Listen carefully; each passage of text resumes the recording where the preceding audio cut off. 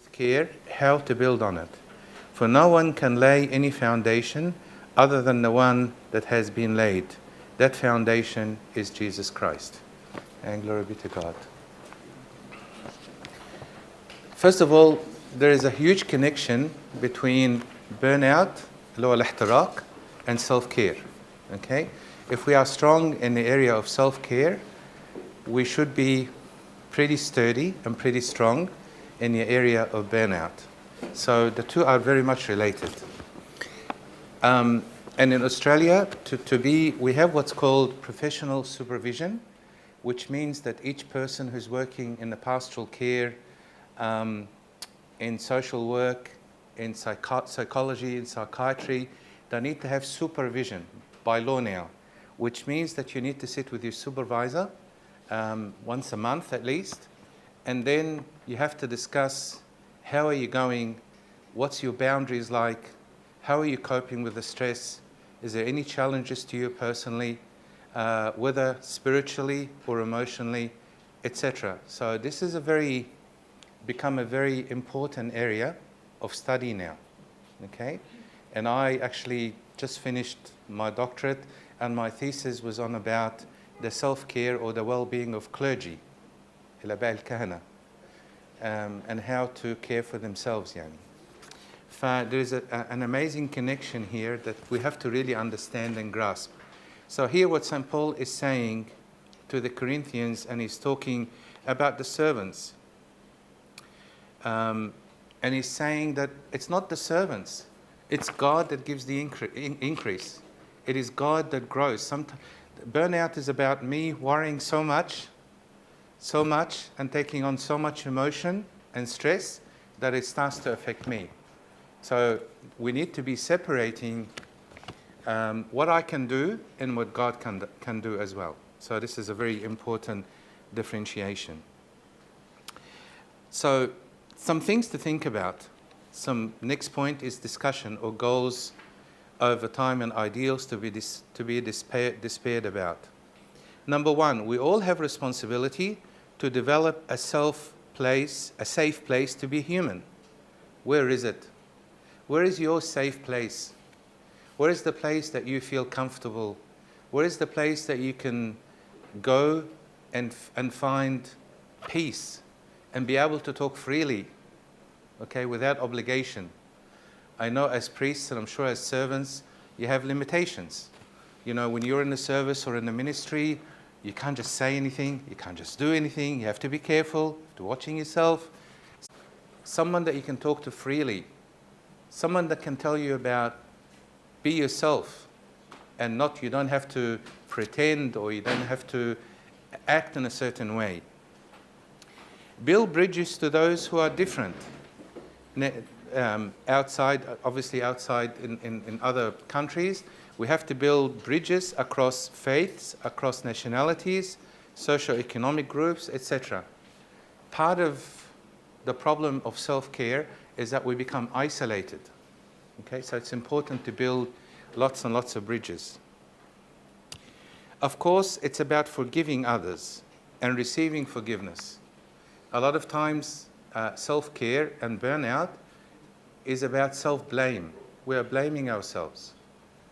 Whether you're blaming yourself for a situation or whether you're blaming yourself for somebody who's not well, a lot of it is about self-blame. So to overcome that, one of the points is that we need to celebrate as a church community. How often do you celebrate yourself and your achievements, your peers, your family, your hobbies, even your pets and your interests? We all need to have interests. Do we have interests where we feel we are free, whether we read a book or go for a walk or whatever it is, or sit with a friend? Okay? Marriage enrichment, those that are married, okay, are we getting regular service? Just like a car, we need regular service, okay? If single, then we need to maintain relationships and friendships, and then there's other things as well. Self-care as well is about pacing ourselves. It's about pressure, expectation, changes that belong to me. Over the page.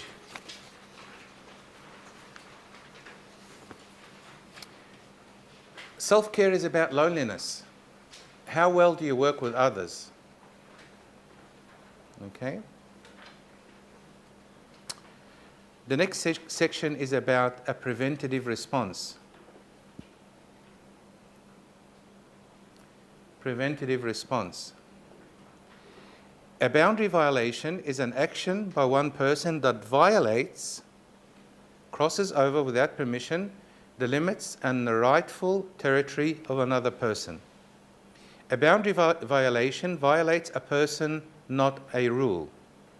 The sexualizing of pastoral or counselling relationships and the creation of any context of care that generates emotional or spiritual dependencies are not wrong, primarily because they violate norms, but because they violate people. Is that clear? So there's boundaries. Okay? Tell me some boundaries in your service, in your ministry, in your life. Tell me some examples of boundaries. What do you do, what you don't do, and what are the limits of certain relationships? Could be parents, could be brothers, could be sisters, could be fathers, fathers in priesthood or physical fathers, could be people at work, could be people in the ministry or the service. What are some boundaries that are sensitive? You want to think of examples? I work with my family, so I think a boundary for me is to separate work and our relationship. Yep. And when that crosses over, That's not good. not good. All right? What's another boundary? Lots of examples. I've already given you lots of ideas. What's one that you're dealing with, you think about yourself? And your character, your personality, your boss, your friends at work, whether it's the same gender or a different gender. What are some boundaries? Family, you had an example. What about at work? What's some boundaries at work? What are some ethical boundaries at work? What are no-nos at work? Fish no-nos khalis? Huh? Corruption. Okay. How do you deal with someone that gives you a gift? Okay. Boundary. Okay. What about attractions at work? Attractions to people that you work with. Okay. So, some people love a sense of humor. Some people think this is red line. Stop. Okay. There's lots of in the Western world, there's lots of talk and plans and rules about boundaries, especially at work, about abuse of power, okay, about the sexualization of any act or relationship, okay. Lots and lots of boundaries everywhere we go. A church, what's the boundary of church? Commitment to boundary in the church. When I can see one of the priest of brothers, he is not doing well. He is not doing like expectations. I am in a boundary that okay, I have to have tolerance with him, and I have to cover him, and I have to have love as the Bible. And in another way, he is not doing well. I have to tell the bishop. So, what is the boundaries? Very good example. Lots of situations in our life need boundaries, okay? And we need, what am I thinking of? Not a genogram, enneagram. There's an analysis that taught us at university. They actually sit and look at vignettes. Okay, where you sit and want to analyze that situation. What's the pluses? What's the minuses? What's the line? If I do this, what will happen? If I do this, what will happen? It needs a good analysis. I'm just, an example. So lots and lots of boundaries are needed. What's the boundary between a husband and wife? Respect. From the wife or from the husband? حسب كم واحد متجوز هنا. What about in the service and the ministry? What are some boundaries? عندنا دلوقتي في أستراليا, you know, I'm from Australia. I didn't introduce myself, but I'm not sure Shireen did or didn't. Tell you. For the servers, they don't want to need the efforts in the service. And when you can go to someone, ask him to follow the rules, he just tell you, we are not an official work, we are a church. So this is kind also of boundaries. I have to keep quiet and shut my mouth and let the servant do what they would like. Okay, good.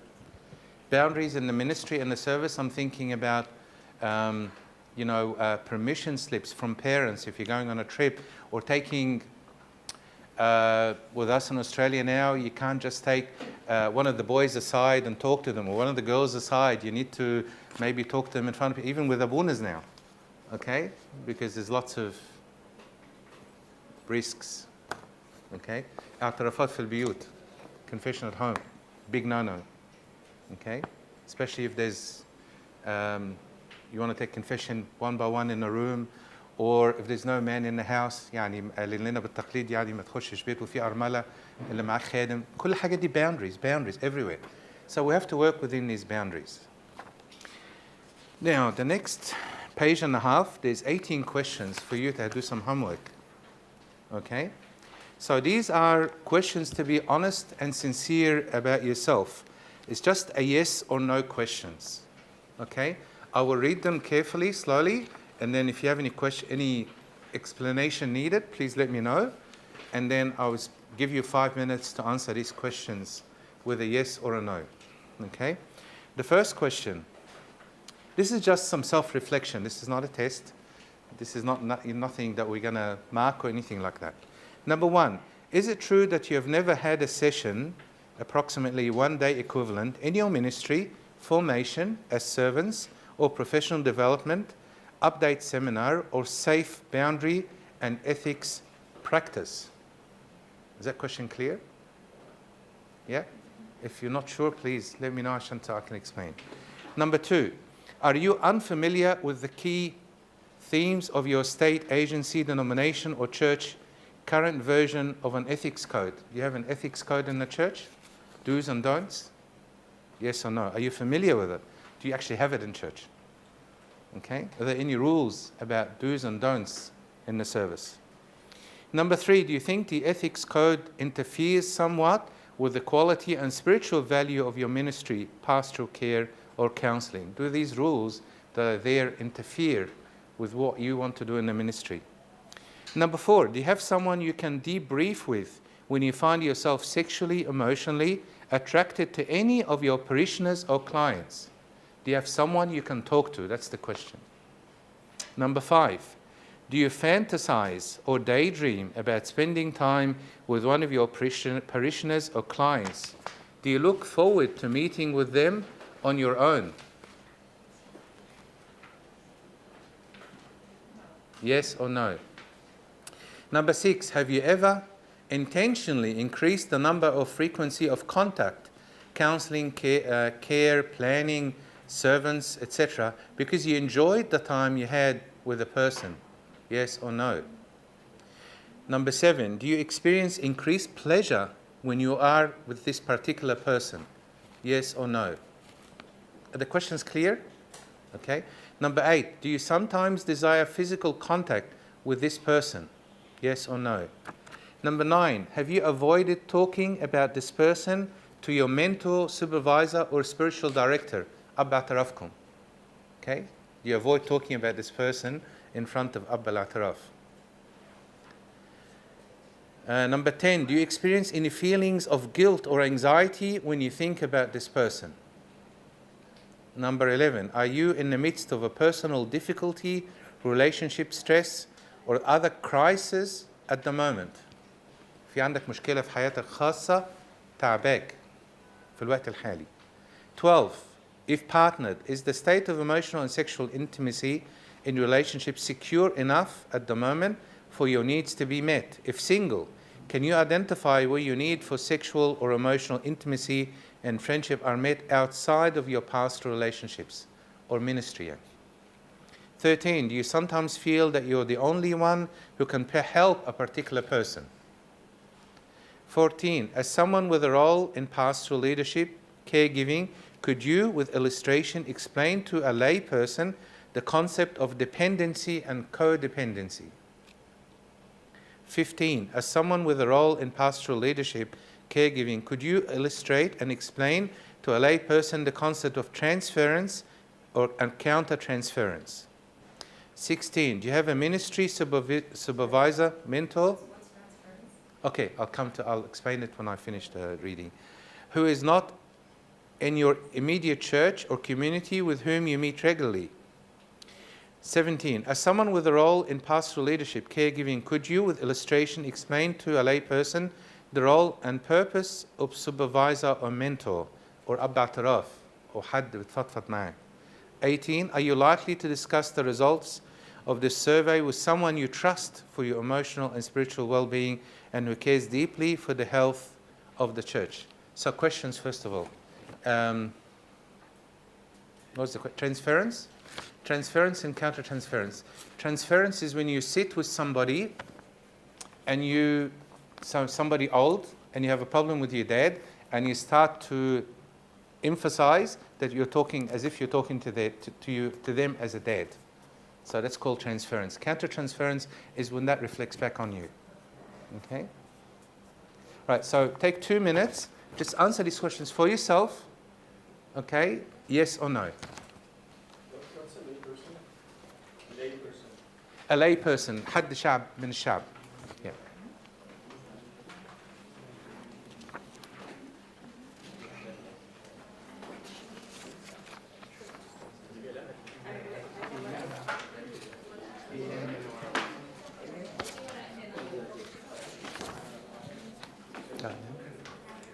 خذيهم كلهم.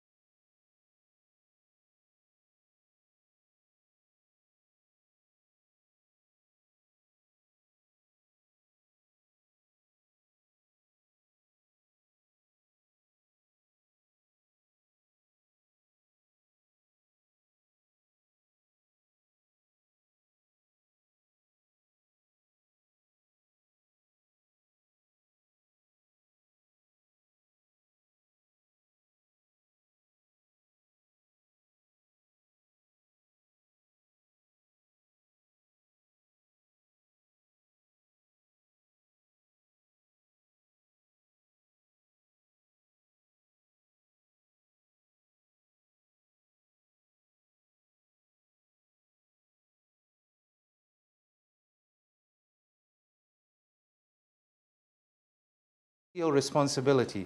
Ecclesial means to the church.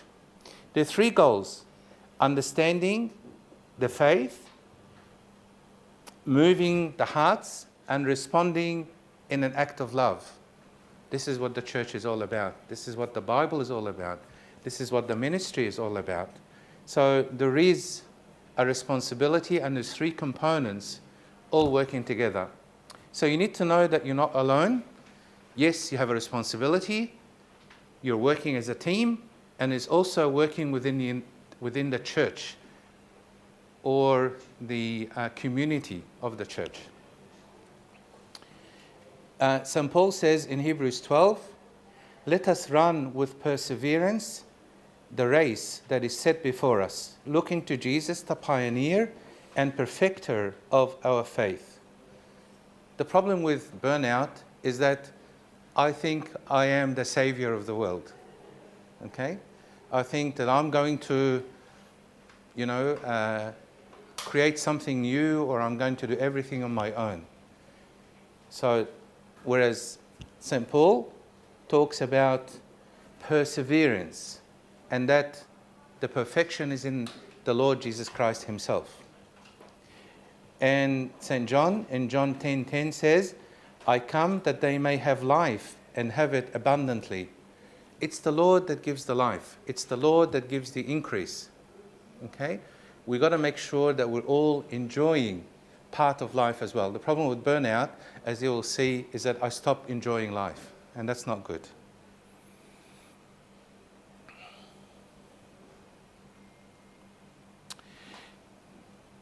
There is a story titled Akidi. I will read it to you, and then I will explain it. Akidi means to be lethargic, to be lazy, to start feeling a little bit of laziness creeping into my life. The story says the holy men of the desert called him the Daemon Meridianos, for his favorite hour of visitation was in the heat of the day. He would lie in wait for monks, grown, weary, and working too long in the oppressive heat. And once installed there, what havoc he ought, suddenly it would seem to the poor victim that the day was intolerably long and life desolatingly empty and often given over to despair. That's the experience of this monk. He would go to the door of his cell and look up at the sun and ask himself if a new Joshua had arrested it midway up the heavens. Then he would withdraw into the shade and wonder what good was doing, or is there any object or existence. The eternal round of the day was no longer joyful or fruitful. These key words in red are very important. So part of the burnout is what we call feeling empty, giving up, experiencing despair, okay, no longer enjoying things. This is what's happening to this monk. Then he would look at the sun again and find it stationary, and the hour of the communal repast of the evening as remote as ever. Even the good he did was dry and devout of joy and service. So he hid away lest people ask more of him. This is a typical feeling of someone who's feeling burnt out. Okay? And this even happened with the great St. Anthony, Al-Amba Antonius Al-Azim. His story says that when the holy Abba Anthony lived in the desert, he was beset by Akidi, like we explained before, lethargic and attacked by many sinful thoughts. He said to God, "Lord, I want to be saved, but these thoughts will not leave me alone. What shall I do in my affliction? How can I be saved?"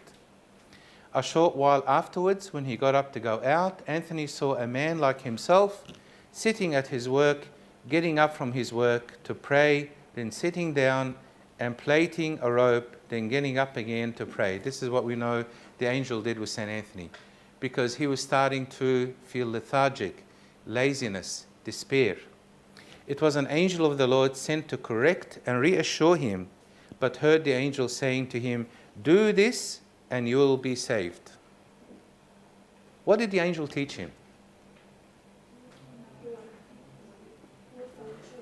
Huh? Work and pray. Break. Okay? What else? Change. Everybody gets bored. Monotony. Okay, we're all humans. Even the great St. Anthony got bored. Okay? It has to be changed. Okay? There has to be a mixture between physical work and mental work.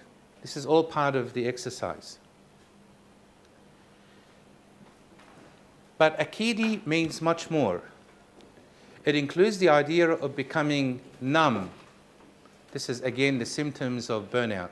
Feeling numb, no feelings, no motivation, perhaps even due to despair and apathy, even while fulfilling the service. يعني الواحد بيخدم وحاسس ان انا ماليش نفس دي typical يعني. بس ماليش نفس عشان انا تعبان او متضايق، مش ماليش نفس يعني اسيب الخدمه يعني. Often due to excessive patterns of work or simply experiencing too much pain. It is close to our current understanding of burnout. So what is burnout? By definition, burnout is a state of emotional, mental, and physical exhaustion. Again, emotional, mental, and physical exhaustion caused by excessive or prolonged stress. Okay? Next, we will look at the difference between burnout and stress. What's the difference between burnout and stress? Stress اللي هو ايه بالعربي؟ الضغوط. And burnout? ايه الفرق بينهم؟ Okay? Okay? So this is a comparison between stress and burnout. In terms of character, stress is characterized by over-engagement. I'm too busy, so I'm stressed. Burnout is characterized by disengagement. مش عاوز تعمل مع حد، مش عاوز أشوف حد، مش عاوز أقابل حد. Okay? Stress is about emotions are overreactive. Okay? Burnout is about emotions that are blunt or blunted. يعني مفيش emotions. ساعات كده في ناس يخشوا بظروف صعبة يقول مش حاسس بحاجة. Right? This is a common statement. Stress is characterized by loss of energy. ما عنديش طاقة. تعبان. أريح شوية وأقوم زي الفل.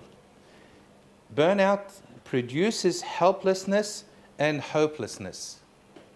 أنا مش نافع. أنا فاشل. Okay? Stress leads to anxiety disorders. What's anxiety? القلق. Okay? فالستريس ممكن يوصل لقلق زيادة. قلقان من كل حاجة. بكرة هعمل ايه وبعده هعمل ايه والنهارده هعمل ايه وده في ايه وقابل ده ازاي واعمل دي ازاي واعمل دي ازاي. Leads to anxiety disorders. Burnout leads to detachment and depression. Depression is a much deeper state. Okay? A lot of people say I'm depressed. But to be clinically depressed, there's a definition for it. Okay?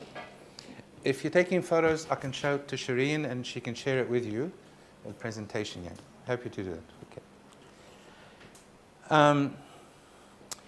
Stress primarily damages is physical. تحس أنت مرهق تعبان.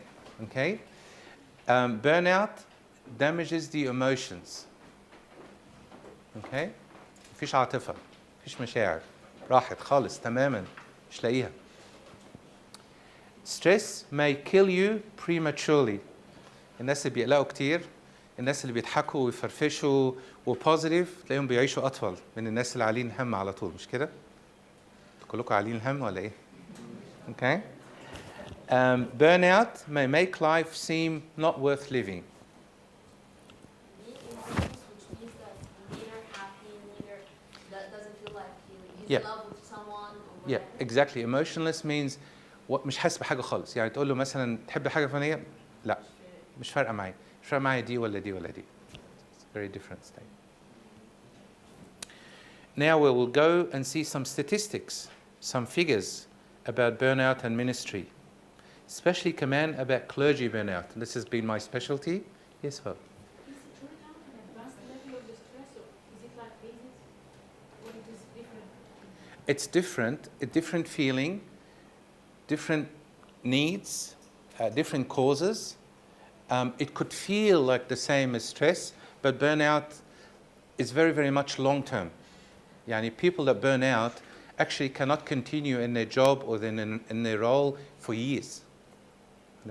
Whereas stress, okay, you have a bit of a break, a holiday, khalas, you get over things. So when this feeling is continuously with you for a long, long time, it's very hard to get rid of. And then, like we said, burnout leads to مش عاوز أعيش. فيش معنى الحياة أصلا. For just giving up on everything. Yes.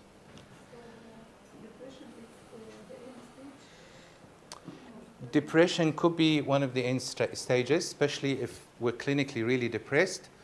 It's very, very hard to cure somebody who's clinically depressed for a long time. Always negative. Doesn't see any purpose in life. Doesn't see any joy in anything at all. So this is the kind of feeling. I want to ask about burnout is a result of a person's perspective or person's environment? Very good question. I think it's more about the personal perspective. Because if you're personally, if you have your own, if your perspective is correct, then you will handle the environment. So, you know, if your perspective, it's all about your own perspective, because if it's just the environment, you will not be able to cope. Whereas if it is personal, it is definitely personal. Why do I say that? Because it depends on it's your own perspective, right? If you see that life is too difficult, it's not the environment saying life is too difficult, it's you seeing that life is too difficult, you see? And two people can be next to each other, okay? Having through this, we see this a lot in ministry, two brothers going through exactly the same situation. Someone will handle it really well, and someone will just collapse completely. It's definitely personal. Yes? Okay, it's been known about those who suffer depression that they practice their lives normally, they love, they act, they go here and there. So how can they manage that they are reaching to the burnout? Because I think that some of those who suffer depression are facing that the column of the burnout. Yeah, there is an overlap. There's definitely an overlap. But burnout... and I think those who have burnout, they have emotions towards their people, their family, their friends. They are not emotional students, but maybe they are facing the situations emotions. But the people, I think they still have emotions, but they don't care about life. That's right. That's a good distinction. Yes, I agree with that. So depression is about, you know, having lots of emotions, but not being able to manage them, whereas burnout is about feel nothing whatsoever. So it is this is one of the differences. That's right. Some statistics. Anyone love statistics like me? I love numbers. Okay, so these are some statistics done in different churches, especially about clergy, but it applies to the servants. Okay? Over the past 20 years, significant interest and research has focused on the issue of clergy burnout. Why clergy burnout? اشمعنى يعني الآباء اللي هم They are so stressed. They are so stressed. Okay. They meet with people in their bad Yeah. situations. Yes. So they are being Being exposed to a lot of this. Yes. Feeling their responsibility, this causes. Yes. Yes. الآباء هم اللي هيردوا بقى شكلهم. Their father is a very burden. I think the pain of others and the other father. We're going to talk about this. This is part of, it's called compassion fatigue. Okay, have you heard of this expression before? We're going to talk about this. So priest, for all those reasons, and even more, and guess what? I'll tell you on behalf of the priests who are here, priests actually are some of the most loneliest people in the world. You think them laughing, talking to 1 million people. You know, Abuna, you're standing in front of thousands of people at church. You're talking to this person, that person. Abuna is inside, will be feeling very, very lonely. This is a mystery, مش كده? We won't talk about that now. It's a whole different topic, مش كده بقى? Surveys were done. Growth reported that 50% of respondents considered leaving their ministry. طبعا هم مش مكرسين زينا, but because of the amount of stress that they're in, 50%. 2008, which is a long time ago, it's even worse now, 858 clergy, 18% reported themselves are burnt. على فكرة, I did this survey with Aba in different, say 500 Aba all around the world. These statistics are pretty accurate. Okay? So consider that. عشان تخلوا قلبكم على الآباء شوية, الله يخليك. أنتوا هتدفعوا لي بعد كده.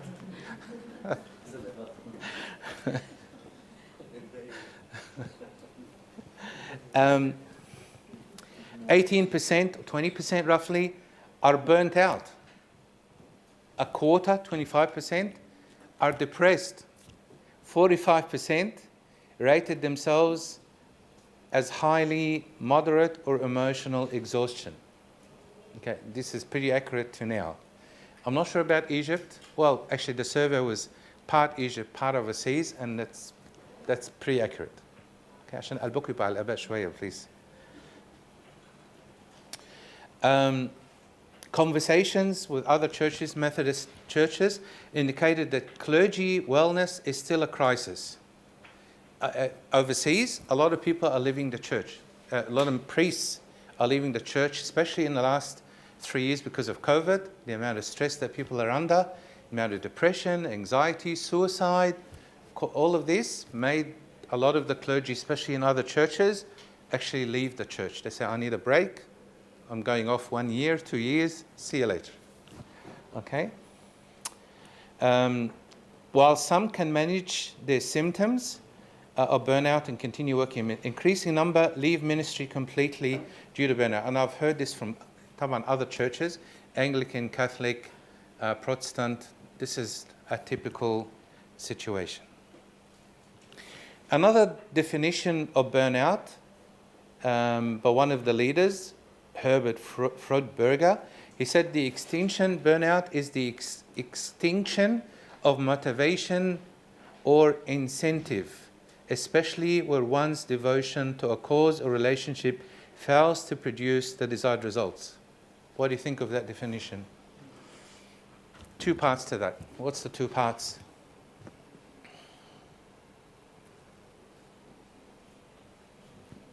The last 2 words. Desired results. Okay? عايزين كلنا نشوف ثمر للخدمة, ثمر من الولاد, ثمر من التعب اللي بنتعبه. Desired results. Okay? And the first part, زي ما قلنا, lack of motivation or incentive. أنا بخدم ليه؟ أنا بعمل كل ده ليه؟ طبعا ربنا بيطلع بره الموضوع شوي, لأن أنا حاسس إن أنا لوحدي ومش حاسس بربنا قوي في حياتي. Burnout is a prolonged response to chronic emotional and interpersonal stresses which impairs personal and social functioning and is comprised of 3 dimensions: exhaustion, cynicism, and personal accomplishment or inefficiency. Okay? زي ما قلنا 3 dimensions: exhaustion, اللي هو ايه؟ cynicism. Person who's cynical. سلبي قوي, تقولوا اي حاجه يا عمي كل حاجه نيجاتيف يطهق الدنيا كلها. And reduced personal accomplishment. برضو انا بعمل كل ده ليه؟ بموت نفسي عشان ايه؟ ايه الفرق؟ ايه الهدف اللي انا بعمله؟ Let's look at next what causes burnout. Now I'm looking at the church. Church is the institution. أنا مش بلوم الكنيسة, بس بلوم المجتمع الكنسي. Okay? What causes burnout? I'll mention 1, 2, 3, 4, 5, 6. And let's have a think about it and tell me, pick one that you think is more important than the others. I'm interested to know what you think. So one of them is conflict of values. Okay? Causes burnout. Work overload causes burnout. Responsibility without authority. حد عنده example من دي؟ كتير ها؟ Responsibility without authority. Expectations without reward. Expectations بتاعتي عالية and there's no reward. Toxic relational environment. العلاقات كلها داخلة ببعض. Unfair treatment. Okay? 1, 2, 3, 4, 5, 6. Choose one. I want to know what you think is the most important one. I don't have the answer, but I'm interested to know from your own experience which one is more important than the others. How many people think conflict of values is the most important? 1, 2, put your hand up كده عشان أعد. 1, 2, 3, 4, 5, 6, 7, 8. Work overload. 1, 2, 3, 4, 5, 6. Responsibility without authority. 1, 2, 3, 4, 5, 6, 7. Expectations without rewards. 1, 2, 3. Toxic relationships. 1, 2, 3, 4, 5, 6. Oh, that's the winner. Unfair treatment. مش مهم قوي. Huh? I see again that these causes are from the environment. It's not only the perspective. This is the environment. There is toxic relations in the conflict in values.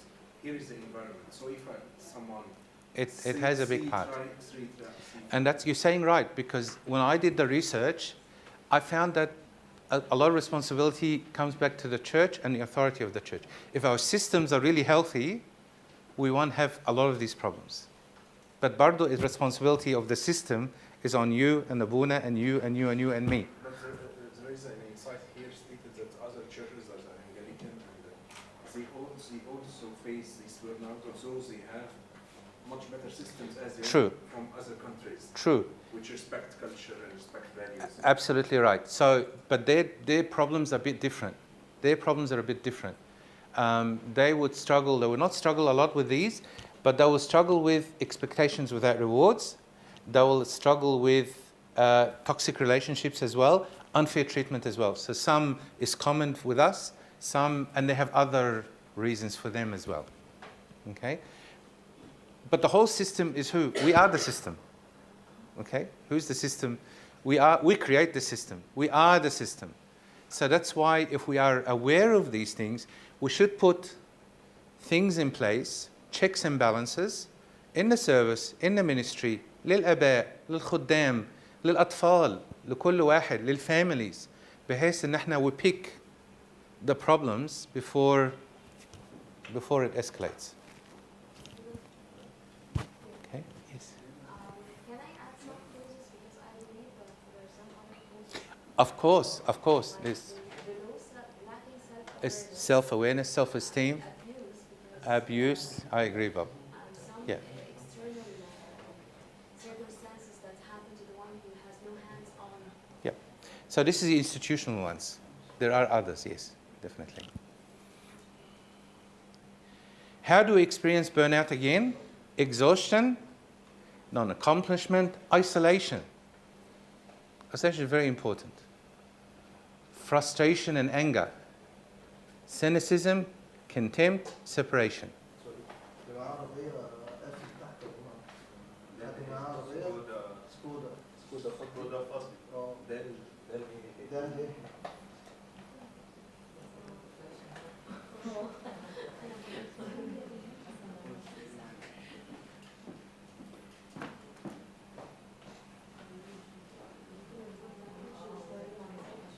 We can address a lot of these issues through, like we said just before, management, okay? Management style that we work together towards, okay? Won't worry about discussion, it's okay. What can we do? Let's look at some practical issues about what can we do.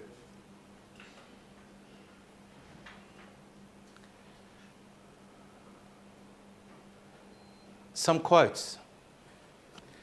All of us who attempt to heal the wounds of others will ourselves be wounded. There's a lovely book called The Wounded Healer. If you heard about this book, The Wounded Healer. It's a very good book. It is, after all, inherent in the relationship. Okay? In other words, you are trying to help somebody, you're trying to heal somebody, you're trying to make somebody feel better. You need to look at yourself and what's going on for you. The expectation that we can be immersed in suffering and loss daily and not be touched by it is as unrealistic as expecting to be able to walk through water without getting wet. One of the quotes. In other words, if you're trying to be a hero, you're going to die. You're going to suffer. If you're trying to help everybody and not worry about your emotions and you are not dealing with your own emotions and feelings, you are going to lose yourself and lose others around you as well. Another quote, the very act of being compassionate and empathic extracts a cost under most circumstances. In our effort to view the world from the perspective of suffering, we suffer. In other words, if, like someone said earlier, compassion. You know, I think Abuna said in the corner, compassion. You feel for other people. If you're not careful and put limits about how you feel for other people, واحد تعبان هتحس انت تعبان زيه. واحد lonely هتحس انت lonely زيه. واحد sad, loss, grief, you're going to feel the same. This is a good human instinct, but we need to control it and manage it. Control it and manage it. There's something called the wounds of the healer. Those that are trying to help others carry themselves wounds. And we need to be aware of our own wounds. One quote by Matthew Fox says, God's compassion points the way to humanity's compassion as a spirituality which becomes the art of walking in God's way. This way takes over at a deep, more than conscious level. It becomes an entire attitude towards life. Okay? We need to understand God's compassion versus our own compassion towards each other. Suffering turned inwards, unexamined and unshared, can breed loneliness, despair, and cynicism. Very important quote. Suffering turned inwards. لو أنت قاعد مع حد suffering and you internalize this, be aware that you're going to feel lonely, despair, and cynicism as well. To be a wounded healer, one must first accept one's own life story. I love this.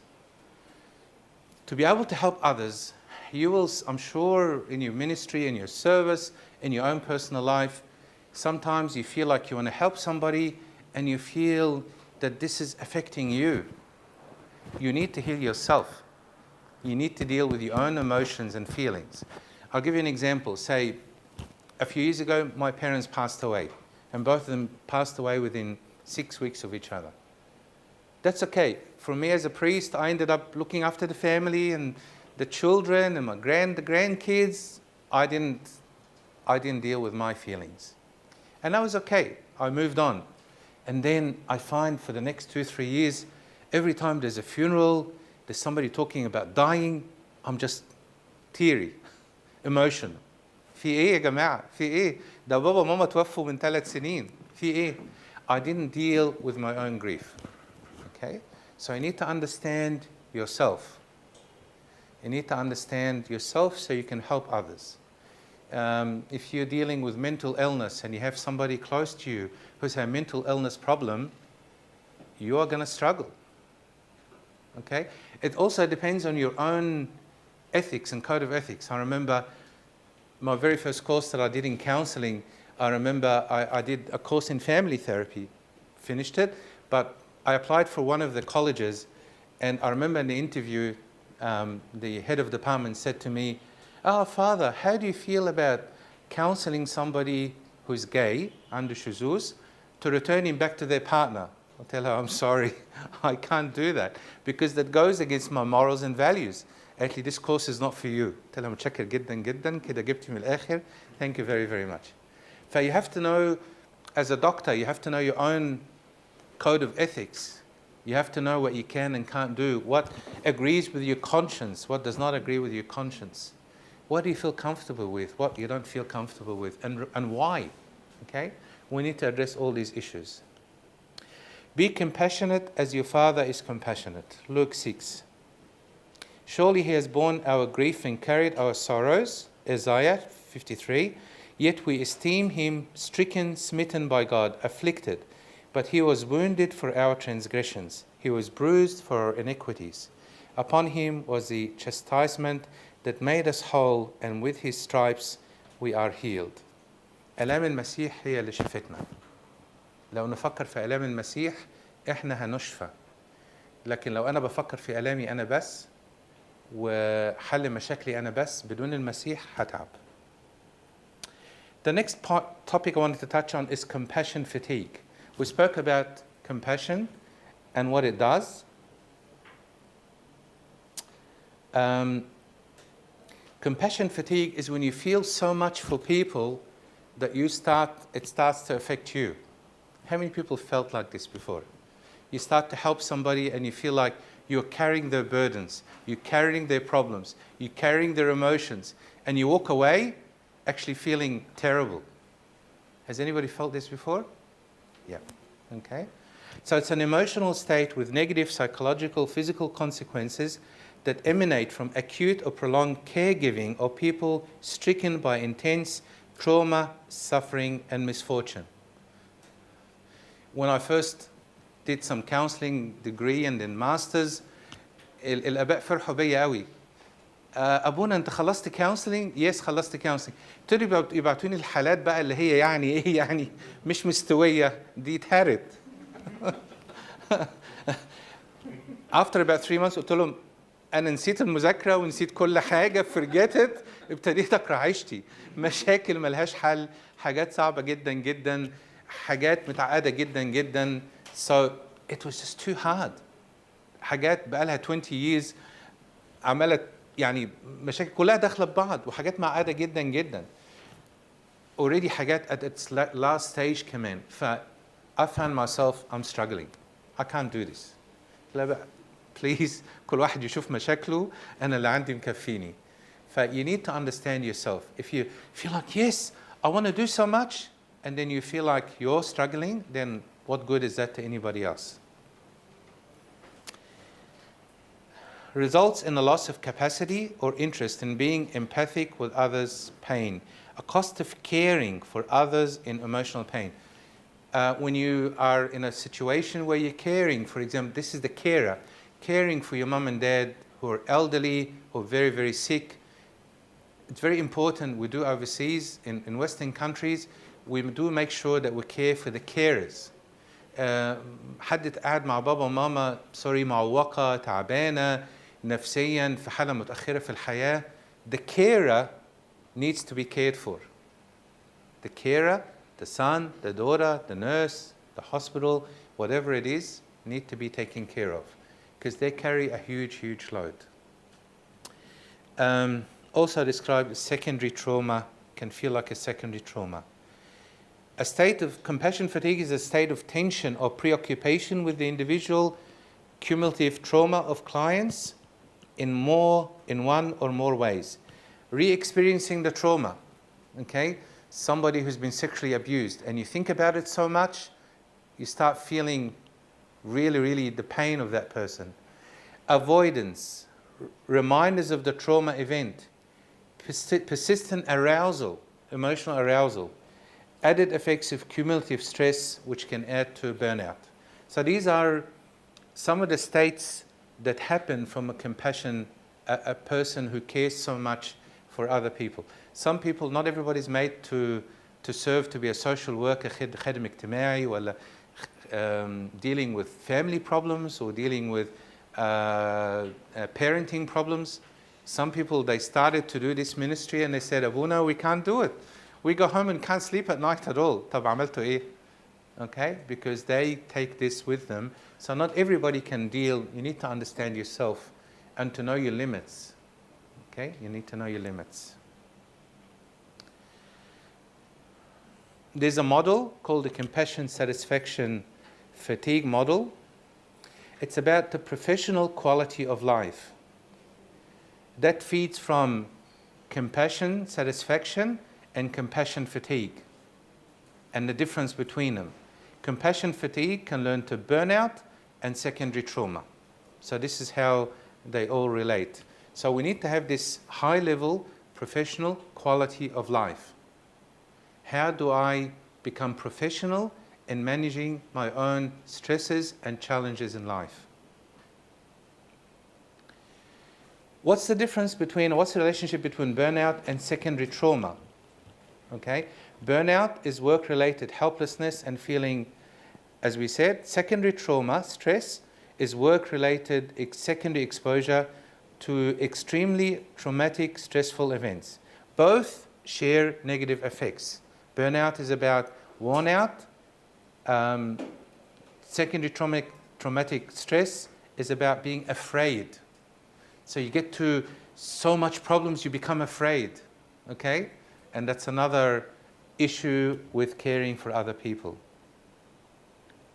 What are symptoms of compassion fatigue? There are three: intrusive symptoms, avoidance symptoms, and arousal symptoms. Let's look at them. Intrusive symptoms, images, thoughts that start to affect you, becoming obsessive, compulsive, inability to relate well with others, thoughts, feelings. This is all part of the intrusive symptoms. The avoidance symptoms, you're avoiding things, loss of enjoyment, loss of hope, loss of sense of potency, secretive self-medication and addiction. You start to find medications to help you cope, and that's not good. And then there's the arousal symptoms: increased anxiety, increased frustration and anger, sleep disturbance. Sleep is very important, people. Sleep is very, very important. We need to manage. There's lots of study now being done overseas about the quality of sleep. A lot of things affect the quality of sleep. And if you're not sleeping well, then you need to make sure that you really deal with it and manage it properly.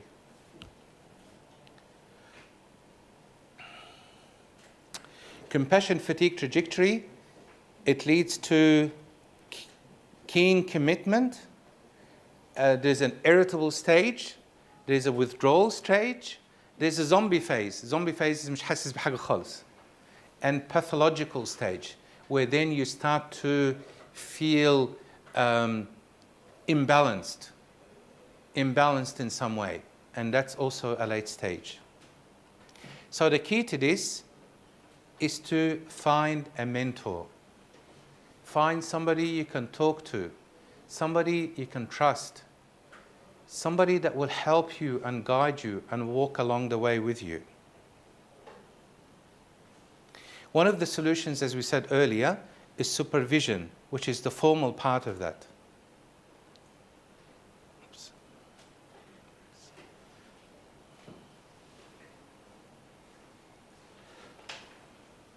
There's some personal risks here. For example, personal trauma and loss, life stresses, low level of social support. You feel like, I'm not supported, I need support. Lack of sense of self-control. I have no control over myself. I feel like doing this, and then I change and I do this for a little while and I get bored and do something else. There's no consistency. Lack of meaning of personal relationships. You start to doubt the relationships that are around you. And then the personality starts to change. The Enneagram becomes a part of it, of knowing yourself. Have you heard of the Enneagram? Yeah. Understanding yourself and understanding your strengths and your weaknesses. There's some work-related risk factors. Empathy, insufficient training. Okay, this is all now related to the work environment. high frequency of exposure to trauma. If your work is making you exposed to a lot of trauma, find something else. Pull away. Caring for the most vulnerable in society. Some people have to work with people who are dying, people who are in addiction. Okay? If you feel that this is a very high risk, be careful. Insufficient recovery time. Okay? Very important these days. Nurses, doctors, overseas there's limitation on how many patients you can see, how many hours you can work, how many breaks you need to have. The recovery time is very, very important. Poor or no supervision. Like we said earlier, I cannot stress this enough. Supervision is about somebody that can care for your professional life, okay? That can give you advice that you trust, and then they go with you along the journey and they inform you about what you're really missing. Isolation and systemic fragmentation. And on the isolation is very, very, very high risk. And lack of resources. المشكلة كمان إن إحنا we run out of resources. I've tried this, I've tried that, I've tried different things, nothing is working. The final couple of slides. This one is about liberating ministry versus disempowering ministry. الخدمة نفسها ممكن تديك قوة وشعال وممكن تطفيك تماما. Okay? So the liberating ministry, طبعا it's sacramental, a sign of witnessing to God. This is liberating ministry. أي حاجة بتعملها ربنا في الصورة. The disempowering, you see yourself as the manager and you're trying to heal and convert other people. كلها to do with yourself. You're trying everything on your own and you don't see the power of God in your ministry. Liberating ministry sees care as an essential human activity. This empowerment sees care as a commodity. ماليش نفسي اهتم بحد, basically. Okay? هل الاهتمام بالناس والآخرين جوايا فعلا وشعلة, ولا جيت في وقت مش حاسس ان انا عاوز اخدم اي حد, عاوز اهتم باي حد تماما. Ministry is promoted to the need to serve people and community. Ministry, the opposite, this empowerment is about ministry driven to produce results. عاوز اشوف نتائج. حبيبي النتائج مع المسيح. لو انت بتدور على النتائج يبقى انت كده هتتعب في حياتك. Liberating ministry is about caring ministers will transform spiritual value. في حياة روحية. Okay? Disempowerment is about the organization. الخدام مش نافعين, الخدام فيهم مشاكل, كل حاجة to do with the organization, and I forget that the minister himself is Christ. The liberating ministry is accountable to God. The disempowerment ministry is accountable to stakeholders. أمين الخدمة. هو أهم حاجة إن الأمين الخدمة يكون راضي عني. Right? And finally, liberating ministry is that I feel that I need to have respect for every human being. Okay? Whereas the disempowerment, عاوز أرجع الإنسان لي أنا شخصيا. Okay? عاوز يهتم بيا أنا. عاوز يشكرني أنا. عاوزه يقول لي أنا متشكر. دي تفرق معايا خالص خالص.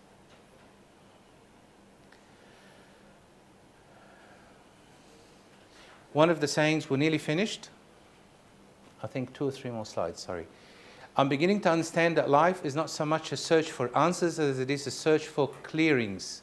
This is a very beautiful saying. Clearings means open areas. It's not about answers. مش بدور على answers. بدور على المكان اللي أكون فيه أحس كده بانتعاش وأحس كده إن في سلام في المكان. The clearings are the required stopping places in our lives when our lives get to be too much. مكان كده بروح برتاح فيه. ده المهم قوي في الموضوع.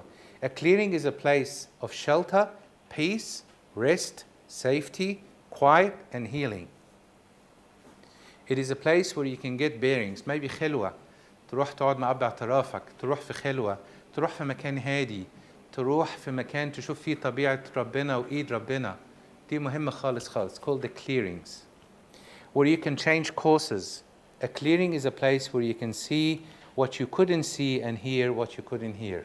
تهدى كده مع نفسك كده. تهدى كده مع نفسك تشوف انت فين بالظبط وايه المشاكل اللي عندك وتعالجها ازاي في هدوء كده وسلام.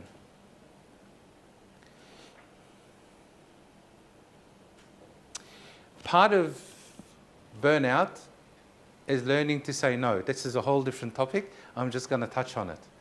الخدام اللي هم gets burnt out هم الخدام الأكثر مواهب وأكثر قدرات. فإيه بدل ما بحمله خدمة بحمله 10. ما هو أصله بيشتغل حلو خالص خالص. فده النوع اللي نخاف عليه. Okay? ده النوع اللي نخاف عليه. For you, learn to create realistic to-do lists. Create lists that are realistic. في ناس يروحوا يقولوا إن النهارده عاوز أنجز 10 مشاوير. وأنت عارف إن في مصر مش هتقدر تغطي غير مشوارين بالكتير خالص. خد بالك؟ فخليك realistic عشان وقال بعد كده تقول أنا مش نافع، أنا فشلت، أنا ما عرفتش أحقق اللي أنا عاوزه. خليك realistic. And then it's all about really professional development. How can we, as a group, avoid burnout, teach each other, support each other, deal with the problems that come through the ministry, have the structure in place, have the care in place. This is all part of professional development, even as priests. Even as priests, we need our own professional development. Okay? And finally, the last slide, you know, burnout is not being able to carry this basket of eggs carefully enough and gently enough to take it from one place to the other. مش عارف أشيل البيضتين دول أحطهم في مكان هادي في مكان كويس لأن أنا myself مفيش جوايا سلام مضطرب قلقان. We should be always calm enough to be able to carry this nest of eggs from one place to the other and make sure that it survives. And glory be to God now forevermore. Amen. Salam ya.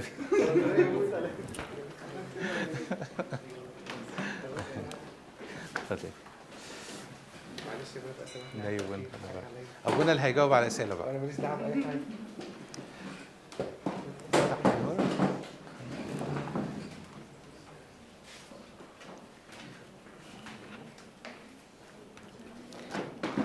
The last part I will say, if you go back to the sheets, this is for you in your own homework to do. Things like there's a self-care, soul care worksheet.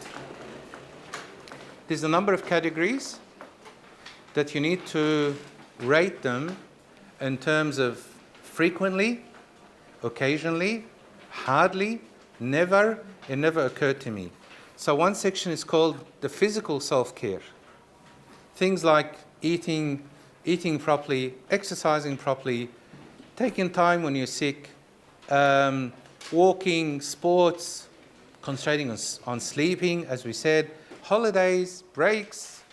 This is for our own physical well-being. And then there's the balance, which carries psychological and emotional self-care. Psychological self-care. Do you have time for reflection? I'm just giving you a few of the examples here. Do you have time for your own personal psychotherapy? Do you have a journal? Do you read? Do you have time to sit with an expert? Do you decrease your stress in life? Do you share parts of your life with others? Do you have an intelligent conversation with someone along the way? Etc. The emotional self-care, spending time with others that you care about, giving affirmation, feeling the love, rereading old books, favorite books, identifying activities, allowing yourself to deal with your own emotions, finding things that make you laugh, expressing your own feelings, etc. And then there is the spiritual self-care, making time for reflection, spending time with nature, finding a spiritual connection, open to inspiration,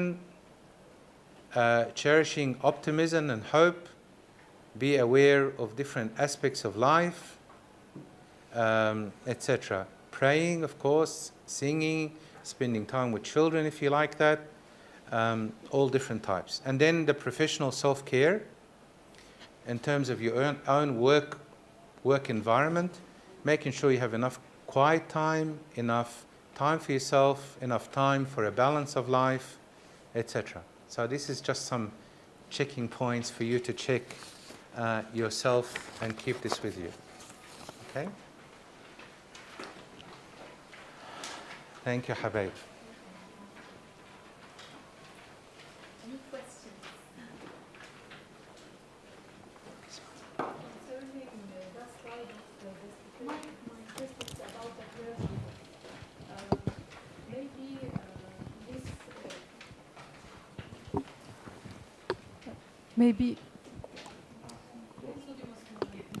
maybe this reflects why we sometimes experience some frustrating attitudes from our fathers Absolutely. concerning something very strong or very hard in our life, but the response is so frustrating.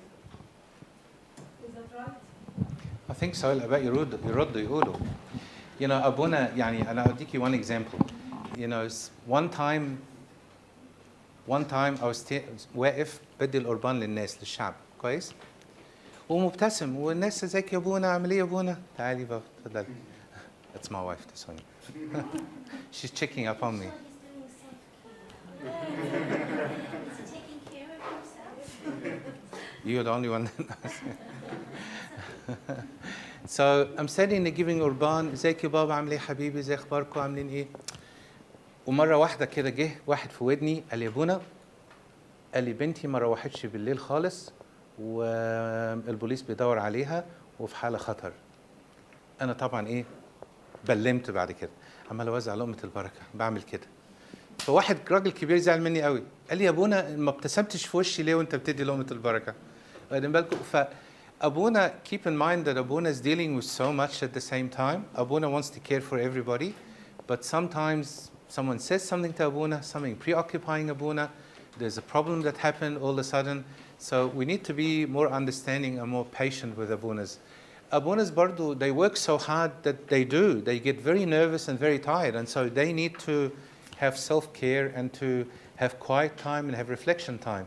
But believe me, the only people outside in the other churches, they laugh at me when I say that the priest is available in the Coptic church 24/7.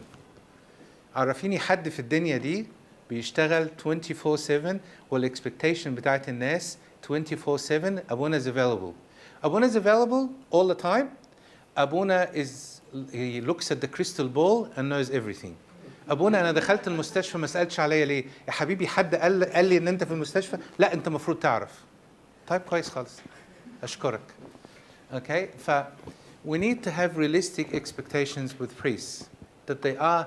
Part of the survey came out that the priests are saying people forgetting that we're human beings. People are forgetting that we are human beings. On behalf of the Abunas, Yani, I'm sharing this. In Bali? Yeah. About the comparison between ممكن مايك عشان التسجيل مايك.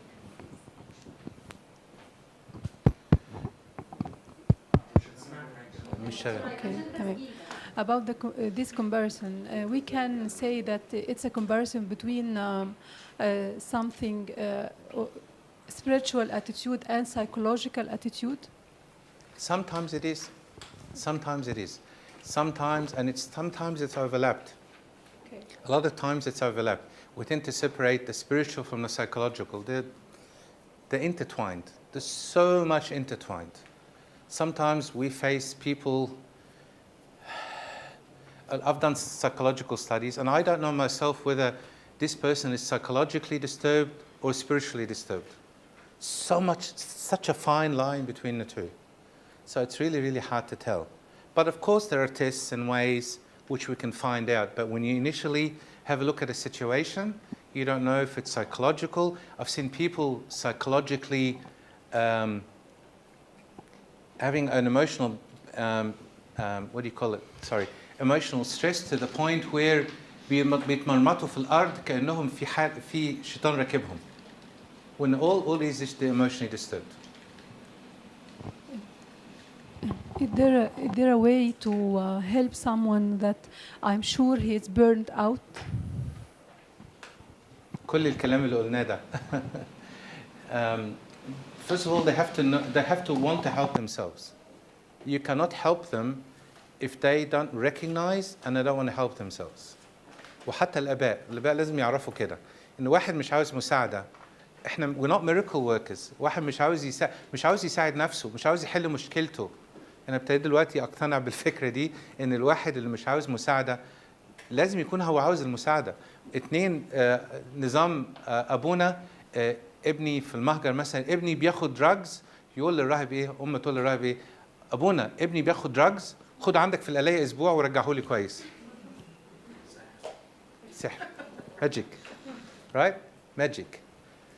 The person who's burnt out needs to understand themselves, needs to understand the symptoms, needs to be aware and want to help themselves. If that's not there, you can't help them. And then it depends on what kind of burnout, what's the reasons, what's the symptoms. They need to be analyzed and then find solutions. Thank you.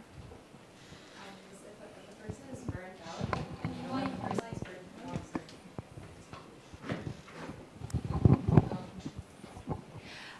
so if you know a person who's burnt out, but maybe they don't know that they're burnt out, how can you kind of lead them to that realization without accusing them or having them become defensive? I think get them to check themselves, but it depends whether they're honest with themselves or not. Get them a checklist like this. It's like those people that they're on their phone 24/7, right? They're addicted to their phone. Some apps now tell you have been on the phone 6 hours, 5 days. We need to be told facts, okay? So sometimes people want to hear facts. You know, they need to know themselves, they need to understand themselves, and they need to know what are the facts about burnout so that they can reflect and understand themselves better. But like I said before, you cannot help somebody who does not, but they need to be educated first of all. In counseling, there's something called psychoeducation. To help somebody CBTs, to help somebody deal with a habitual problem, they need to be educated. You know, this is wrong, this is hurting you, this is affecting you. Do you understand what this is doing to you? So they need to be educated first of all. And hopefully that education can help them. شعبي هلك بسبب إيه؟ عدم المعرفة. It's all about education. I have 3 questions. The first طب one. واحد علي الله يخليك. So, from your studies, you see that burnout is more in professional work or ministry work? More in ministry work. More in ministry. The second question, is there a correlation between the age and burnout? So younger people are more into burning out, or elders, or according to the profession and the field of work and lifestyle? Yeah, I think it's to do, I don't think there's an age requirement. It depends on the person, their ministry, their service. I'd say that'd be more accurate. Okay, the last question, is there any recommendation based on your thesis, like a framework or an action plan to the clergy and the servants in our ministry to how to implement or take care of these acts within our ministries, and what things that we need to do or policies in order not to lose high calibers due such burning out? I'll send you the link to the thesis. The last 5 pages has got a list of recommendations in 3 areas. The personal, which the priest can apply, the servant can apply. The hierarchy of the church, the organization, We need to have systems in place. The fathers don't have a job description. They don't know what it means to have hours, certain hours. What do they mean to their self-care? And then there's the education of the congregation as well. We need to deal, these are the 3 areas that I looked at, and there's about, I think, 6 or 7 pages of recommendations. Obviously, it applies to the fathers and the priests, but you can apply it to the servants and the ministry as well. I'll send Shireen the link. وناخد بركة. It needs to be translated, you know. I believe this is the whole thesis, you know. شدوا حيلكم بقى. أي أبي سكتي صحيح؟ بس أنا كنت عايز أقولها بالعربي مش هقدر. بالنسبة للأب كاهن هو عملية صعبة جدا إن هو ما يخشش في البيرن اوت فيزز. هو شايف 2 معلمين بيتخانقوا مع بعض جوه الكنيسة، بيتعامل مع الموست ديفيكولت بيبل، الناس اللي هي الغير سوية، الخدام اللي هي مش عايزة تخدم، الولاد اللي هي بتضيع نتيجة عدم وجود الخدام، الكونفليكتس، كل الحاجات ده هي اللي هو مش شايف الكنيسة رايحة في الاتجاه هو صحيح. هل هو لما يعني ينفصل عن كل الحاجات ده هي، هل دي بالنسبة له هتبقى شيء مريح، ولا زي ما حضرتك زي ما قدسك قلت ان هو هيحس ان هو يعني مبعوث العناية الإلهية هو بالنسبة للكهنة يعني لو أنا فعلا كل الحاجات دي قدامنا بتواجهنا، بس لو أنا فعلا اتكلت على المسبح هو بيحل حاجات كتيرة، زائد إن الآباء محتاجين سبورت. يعني إحنا دلوقتي أو شو قلت دلوقتي متهيألي في مصر أنتوا قدمتوا خالص، في ناس سايكاتريست، في ناس سايكولوجيست، في ناس conflict resolutions. البركة في الخدام الحلوين دول كل واحد يشتغل في مجال معين. family counselling، ما هو المشكلة بقولنا إن إحنا بنتخصص في 50,000 حاجة وبنضيع وسطها.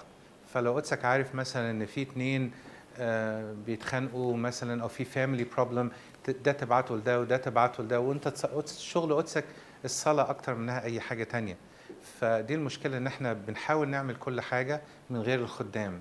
فالخدام need to step up، واحنا محتاجين ان احنا نوجههم بحيث ان هم يدوا سبورت للاباء. الخدام دول جزء من المشكلة لان هم sometimes يعني هم مش حل المشكلة، هم جزء من المشكلة. حلوين اهو يا ابونا، حلوين اهو يا ابونا.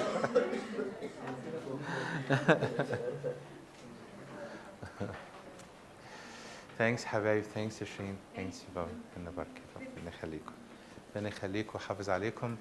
I'm so happy to see you all. نصلي؟ تفضل يا بابا.